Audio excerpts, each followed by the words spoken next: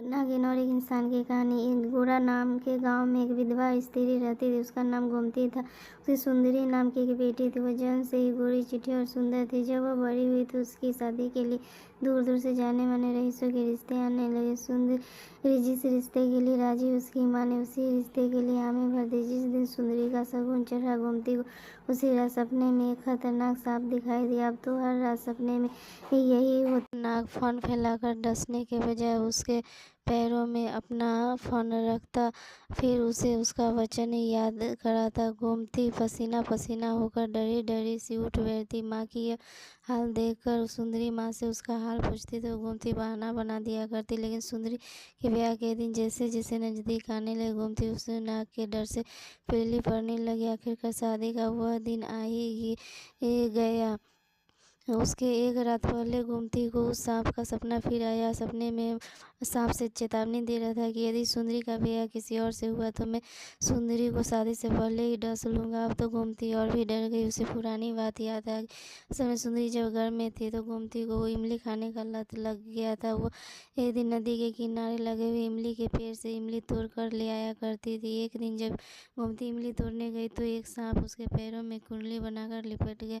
वो भयभीत होकर वहीं जमीन पर गिर पड़ी। शाम का समय था। दूर दूर तक बचाने वाला कोई नहीं था। वह सांप मनुष्य के स्वर में बोलने लगा, माँ डर मत, मैं तुझे डसूंगा नहीं। तू बस मुझे यही वचन दे कि तेरी जो कन्या होगी तू मेरा ब्याह उससे कराएगी। गोमती बेचारी मरती क्या न करती। वो अपनी जान बचाने के लिए उस सांप की शर्त मान लिया और उससे अपनी होने वाली बेटी का ब्याह कराने का वचन दे दिया। 3 महीने बीतने के बाद जब गोमती ने सुंदरी को जन्म दिया तो वह सांप फिर गोमती के पास आया और उसे उसका वचन याद दिलाया। दिन बीतते गए और सुंदरी 15 साल की हो गई। वह बहुत ही निडर थी। सुंदरी अपने पिता के साथ नदी में तैरा करती थी। इस दौरान वह सांप भी सुंदरी के साथ पानी में तैरा करता था, परंतु उसने कभी भी सुंदरी को काटने का प्रयास नहीं किया। उस सांप से सुंदरी को भी डर लगता। लेकिन पिछले साल सुंदरी के पिता गुजर गए। पिछले साल मूसलाधार बारिश के कारण नदी में भीषण बाढ़ आई। उसमें रघुनाथ ने कई लोगों की जान बचाई, किंतु खुद नदी के प्रवाह में समा गए। गांव वाले रघुनाथ जी के उस प्रकार को नहीं भूलते थे। सब उसकी बेटी की शादी में हाथ बटाने की ओर में लगे थे। रघुनाथ के न रहने पर गोमती के नदी किनारे खेत की देख गांव के दूसरे किसान को दे रखे थे। वह स्वयं ना तो कभी जाती और न ही सुंदरी को जाने देती।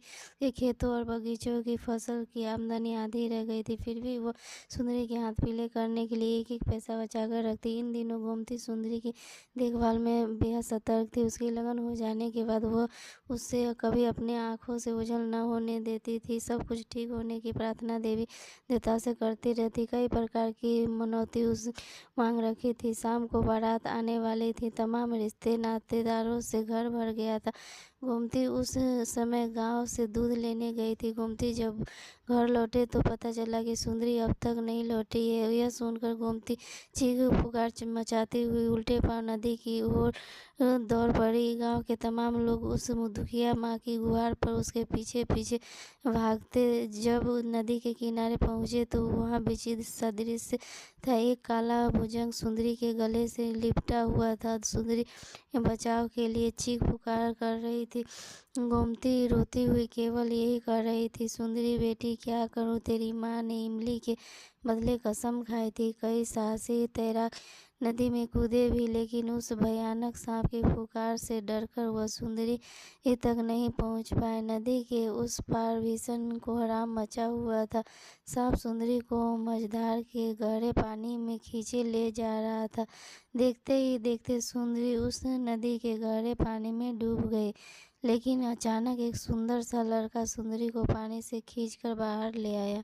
नजदीक आने पर लोगों ने ध्यान से देखा कि सुंदरी के गले में लिपटा हुआ वह सांप कहीं अदृश्य हो गया था।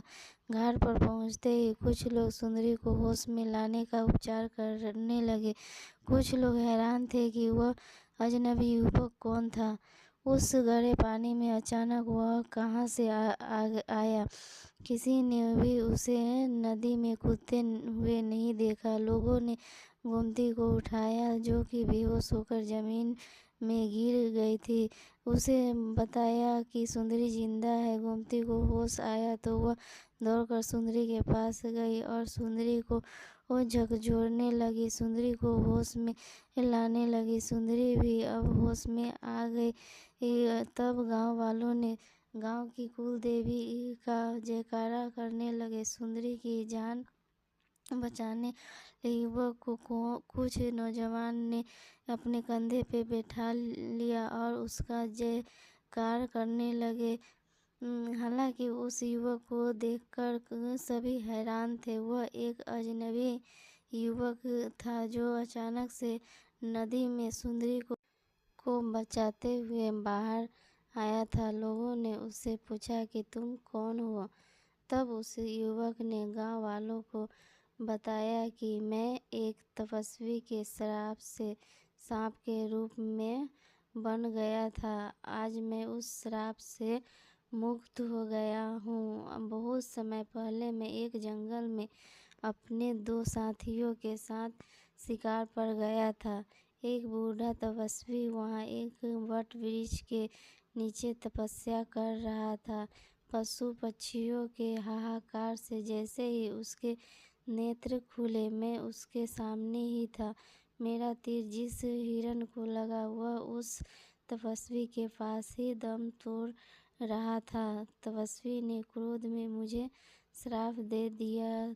उस तपस्वी ने कहा कि मैं बेजुबान प्राणियों का वध कर रहा हूँ, जबकि प्रकृति ने खाने के लिए फल फूल, साग सब्जी और अनाज के भंडार दिए हैं। उस तपस्वी ने मुझे मानव का सबसे बड़ा कलंक कहा था। मैं उस तपस्वी के पैरों में गिर गया और क्षमा याचना करने लगा। तब उन्होंने श्राप से मुक्त होने के लिए मुझे उपाय बताया कि मेरी पूर्व पत्नी जब एक युवती के रूप में मेरे पास आएगी और मैं उसे जैसे ही स्पर्श करूँगा, मैं श्राप से मुक्त हो जाऊँगा। यही सुंदरी नाम की युवती और कोई नहीं, मेरे पूर्व जन्म की पत्नी है और इसके स्पर्श से ही मैं श्राप मुक्त हुआ हूँ। यह सुनकर गांव वालों ने उन दोनों की शादी करा दी और वह दोनों उसी गांव में रहकर हंसी खुशी के साथ अपना जीवन सुख से व्यतीत करने लगे।